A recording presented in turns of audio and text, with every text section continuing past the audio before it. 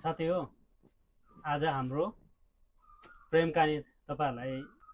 बताउँछु ल कसरी हामी भेटेको हैन कहाँ भेटेको भन्दाखेरि तपाईको गोठालामा यो देख्नु भएको छ यो पत्ता यो दुधेको पत्ता हो तर तपाईको गिठाको पत्ता नि दामी बच्छ हैन यो दुधेको पत्ता नि बच्छ यही पत्ता बजाएर चाहिँ उसलाई मैले पटाएको हो कि हैन भन्दा अब तपाईहरुलाई देखाउँछु ल दुधेको पत्ता कसरी बजाउँथे हैन गीत गाउँथे कसरी गीत गाउँथे दुधेको पत्ता एक पत्ताबाट गीत गाउँछु म हेर ल सुन्नु मन लाग्यो पहिलाको जस्तो गीत गोठालामा पुरा है लु बजाऊ त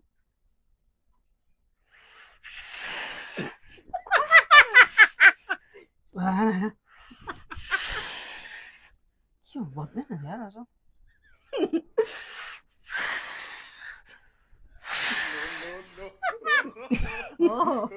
हो